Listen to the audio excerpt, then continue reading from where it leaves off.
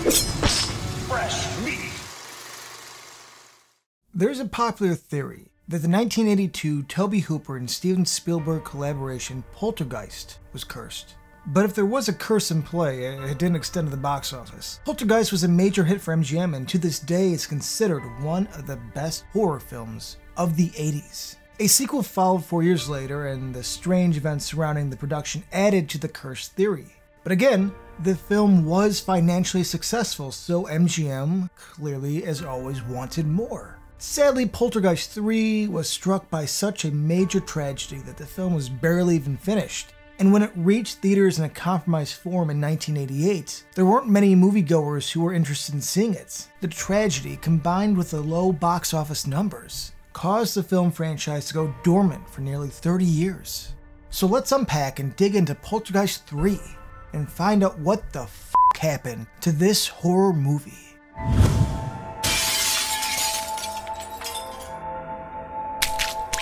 The first Poltergeist didn't really leave the door open for a sequel. It told the story of the Freeling family, which consisted of the amazing as always Craig T. Nelson and JoBlo Williams as the parents Steve and Diane, Dominique Dunne as their teenage daughter Dana, Oliver Robbins as the middle child Robbie, and the star of the show Heather O'Rourke as little Carol Ann.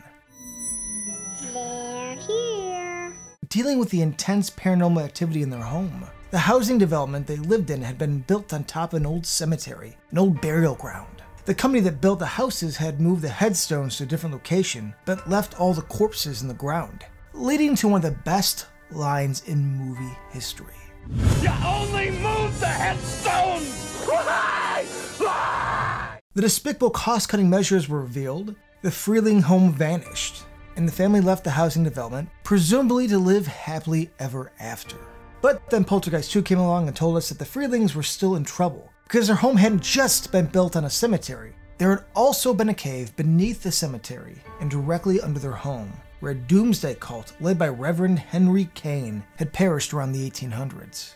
Trapped in limbo, just like they were trapped in the cave, Kane and his followers were drawn to the life force of Carol Ann. When Poltergeist II was released in '86, there was already some indication that the general audience wasn't that enthusiastic about the idea of Poltergeist becoming a franchise. The sequel was made on a budget of $19 million, nearly twice the first film's budget of $10.7 million, but it only earned around half of what the first film made at the box office. Still, the sequel did well enough that MGM announced their intentions to make a Poltergeist III.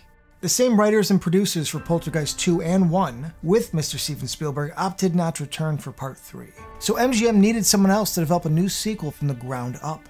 They turned to director Gary Sherman, who had earned some positive attention in the early 80s for his killer pimp thriller Vice Squad, and at the time was working on Rutger Hauer's action flick Wanted, Dead or Alive. Sherman had previously been in the running to direct Poltergeist 2 before commercial and music video director Brian Gibson was hired. MGM wasn't able to make a deal with Sherman for Part 2, but they had better luck when they offered him the chance to write, direct, and produce Part 3. Even though he still didn't really want to make a Poltergeist movie, the decision mainly came down to the fact that Ellen Ladd Jr. and Jay Cantor had recently taken control of MGM, and those two had produced Sherman's feature directorial debut, the 1972 Cannibals in the London Underground horror film Deathline, aka Raw Meat. Now, Sherman took the Poltergeist gig because of his history with these two. Since the second film hadn't done nearly as well as its predecessor, MGM dropped the budget on this one down to about $9.5 million. And Sherman seemed to confirm to them that he had been the right choice when he said he didn't want to do any optical effects in post-production. All the supernatural occurrences in his Poltergeist movie would happen live on set, accomplished through old-fashioned cinema tricks. Now, this must have been music to the ears of the studio bosses, because Poltergeist 2 had gone over budget due to the special effects work. Doing all the effects on set for Poltergeist 3 wouldn't make the production easier for Sherman, but it would save MGM from the risk of the effects budget going out of control in post. As Sherman sat down to write the script with his Wanted, Dead or Alive co-writer, Brian Taggart, the script would receive an uncredited polish from When a Stranger Calls writer, Stephen Fecke. They were given a couple guidelines to follow. First, the only returning Freeling would be the franchise poster child, Carol Ann. They're back! Nelson and Williams had both expressed a reluctance to return to more Poltergeist films. Robbins was retiring from acting, and Dunne had been murdered soon after the release of the first film. So now O'Rourke would be surrounded by a new cast, with just one exception. who would be reprising the role of the paranormal investigator Tangina Barons. Sequels had been included in Rubenstein's contract from the beginning, so it'd be easy to get her to return. The ghostly villain of the film would once again be Reverend Kane, but the role would need to be recast, as the original actor, Julian Beck, had been dying of cancer when he played Kane in Part 2, and passed away when that film was in post. Prolific voice actor Corey Burton had been brought in to handle some additional dialogue recording for Beck, and would be doing the vocal work for Kane, the character, again in Part 3. MGM also wanted to move the action out of suburbia. They asked Sherman to drop Carol Ann into a totally new environment. So Sherman turned to his own childhood for inspiration. He had been born in Chicago and grew up in a high-rise building, so he decided to set Poltergeist III in a high-rise. But not some sort of old, creepy building you might expect. This ain't the Drake. The place he had in mind was a brand new, high-tech building with apartments on some floors and various businesses on others. His choice? The John Hancock Building. When the story catches up with Carol Ann, she's staying with her Aunt Patricia, her mom's sister, a character who was never mentioned in previous films. Patricia's new husband, Bruce Gardner, who is the manager of the building they live in, and Bruce's teenage daughter, Donna. These characters are played by Nancy Allen, Tom Skerritt, and Laura Flynn Boyle. So you can't say that Sherman dropped the ball when he was tasked with assembling a new cast around Rourke and Rubenstein. He even included a nod to Allen's work in the horror classic Carrie, by having Skerritt directly reference the film in one scene. Don't let that pompous-ass shrink tell you she's Carrie or Houdini or some damn thing like that. But didn't have Allen reference Alien back at him. So why is Carol Ann in Chicago? Well, the reason given isn't that great. She's there to attend the Seton School, a place for gifted children with emotional problems. And if Steve and Diane knew how things were going there, they'd probably bring her back home immediately. The school is run by a child psychiatrist, Dr. Seton, who is convinced that Carol Ann and her family have not actually experienced any real paranormal activity. Instead, he blames it all on Carol Ann, believing that she's capable of inducing mass hypnosis and making people think they're seeing ghosts. I mean, that doesn't really explain the disappearance of the entire house, but that's the theory Seton's going with. Although Poltergeist II left viewers believing that Reverend Kane had been defeated, that evil spirit is already lurking around the very first scene of Part 3, and we'll come to find out that he's been drawn back to Carol Ann because of the therapy sessions Seton is putting her through have stirred up her emotions of him. So basically the whole movie is Seton's fault. Now he's played by Richard Fire, and someone involved with the production would later tell the webmaster of Poltergeist3.com that Sherman was not pleased with Fire's performance. Watching the movie you can understand why. I mean, Fire was really hamming it up. He does succeed at making his character deeply unlikable, which, is important, as Seton earns the honor of being the only character in the trilogy to get flat out murdered. Nathan Davis was hired to play Kane, with a mask based on the mold of Julian Beck's face placed over his own. Now, Davis wasn't given much to do, as if Sherman knew that someone else wearing a Julian Beck mask could never match his incredible performance in Poltergeist 2. Instead of building up Kane, he decided to present the method of Kane's haunting in a different way than we'd seen before, and the modern high-rise plays into this. The spirits in Sherman's film are reaching out to the living world through mirrors. This results in some mind-bending scenes that play with reflection, pulled off through the use of different kinds of mirrors, as well as moments where the actors appear to be standing by mirrors, but the reflections are actually mime doubles who are mimicking their movements. The director would later say this was one of the most problematic movies he's ever worked on, even before the devastating tragedy occurred. The problems happened before the cameras even started rolling. Sherman was hired to make Poltergeist III in the fall of '86, and there was a chance that the Directors Guild would be going on strike after June 30th of '87. Principal photography had to be finished by then, so Sherman had to move very quickly. The script was written in the final months of '86, and the project moved into pre-production at the start of '87, and the first day of filming was in mid-April. Sherman has said there wasn't a single day of production where there wasn't some sort of major problem to deal with. Rubenstein having to leave because of her mother passing away, or the fact that Sherman broke his foot in the middle of it all. By the time publications like Fangoria visited the set, Sherman was directing from a wheelchair, with a throbbing, broken foot propped up on some cushions. One of the biggest problems came during the filming of a sequence set in a frozen-over, snow-coated parking garage. A planned explosion went awry, catching 6 vehicles that were covered in styrofoam snow on fire. 3 people were injured in the blaze, including 2 firefighters, and the fire did $250,000 worth of damage to the parking garage. Now, Sherman was determined to keep the movie on schedule. He was going to get things wrapped up before June 30th, even if he had to call in an exorcist. And you know what? He ended up pulling it off. The last day of filming was June 25th.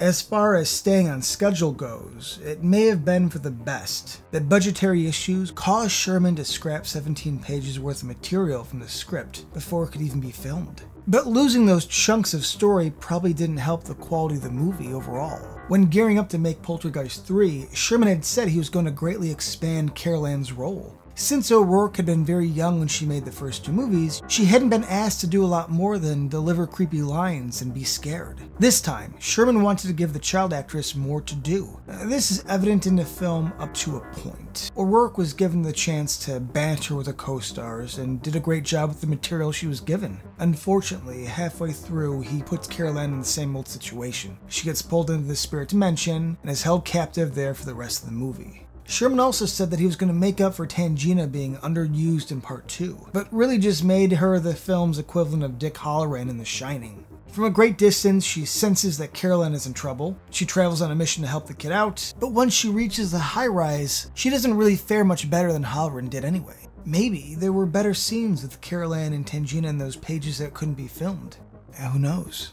Now, losing those pages certainly didn't help when it came to cut the film together. Once in the editing room, Sherman struggled to get the film to a length MGM would find acceptable. His first cut was under 80 minutes, and he had to find ways to pad it out, keeping moments he would have cut otherwise. Now, he did pad it quite a bit because the final running time is over 97 minutes. Despite the trouble, it's been said that the director was pleased with the film once the rough cut was ready. MGM, on the other hand, was not. Sherman's cut was given a PG rating by the MPAA, the same rating the first movie had. But Poltergeist had been released before the PG-13 rating was introduced. Poltergeist 2 had earned a PG-13, and MGM felt that Part 3 would benefit more if it was also PG-13. They needed Sherman to tough his movie up a bit, but not too much. They did not want an R rating. Having Tom Skerritt add the line, "Fucking son of a bitch," seemed to do the trick, because Poltergeist 3 was PG-13 when it was released. Now, less easy to fix was the ending, which was seen as cheesy and unsatisfying. Sherman and Fecke were busy with other obligations in the final months of '87, working on the short-lived television series Sable. But it was decided that the ending of Poltergeist 3 would be reshot in February of 1988, just 4 months before the June release date. And that's when tragedy struck. On February 1st, right before the reshoots were scheduled to take place, Heather O'Rourke passed away at just 12 years old. O'Rourke had been feeling ill before Poltergeist 3 started filming. She was diagnosed with Crohn's disease, an inflammatory bowel disease, and was receiving treatment throughout production. This was evident in the film because the medication she was taking made her cheeks puffy. And it makes for a very difficult watch, seeing O'Rourke with her appearance altered by medication that she didn't actually need, knowing that she was already suffering from the affliction that would take her life. Crohn's had been misdiagnosed. O'Rourke did not have bowel inflammation, she had a bowel obstruction, the result of a birth defect. Although she had started feeling better in '87 and even enjoyed a trip to Disney World with her family after Poltergeist 3 wrapped, she felt ill again on January 31st, 1988. She collapsed and was rushed to the hospital the next day, and even though doctors were able to figure out what was wrong and perform an emergency surgery, it was too late to save her. Sherman had bonded with O'Rourke during filming. He had wanted to test her acting skills and was impressed with the result. She had told him that she wanted to be a director herself, and he believed that she would have done great as a filmmaker, with a long career ahead of her. Instead of being able to watch her career continue to grow, he had to serve as a pallbearer at her funeral.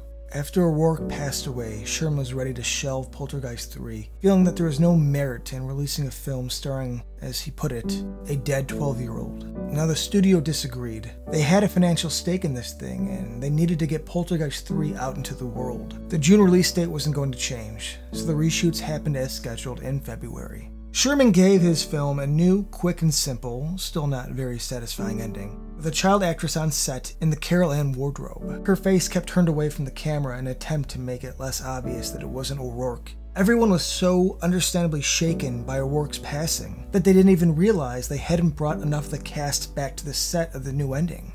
Donna's love interest, Scott, played by Kip Wentz, had been involved in the original ending and was saved from a terrifying fate there. Wentz was not brought back for the reshoot. Scott is not present at the end of the movie, leaving viewers with the question, what happened to Scott?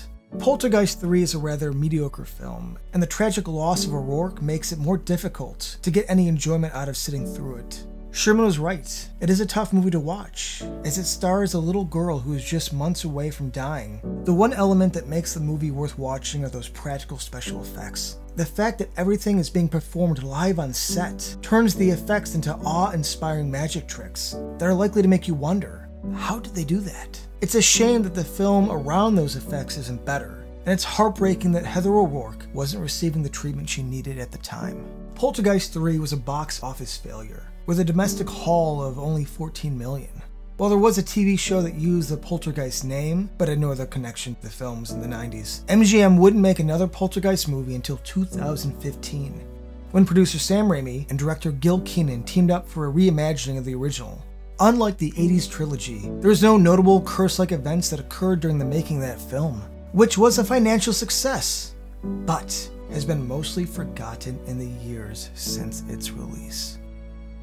Hey, thanks for watching our show. If you like what you see, please subscribe to our JoBlo Horror Videos channel. Tell your friends you like this sort of content, and turn on the bell, you know the one, to receive notifications for all of our latest videos. You know, we're an independent company, and we appreciate all of your support. I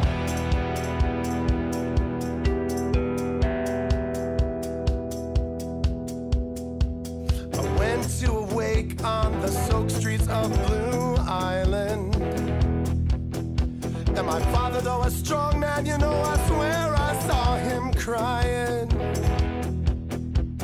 Another generation gone has ceased south decided.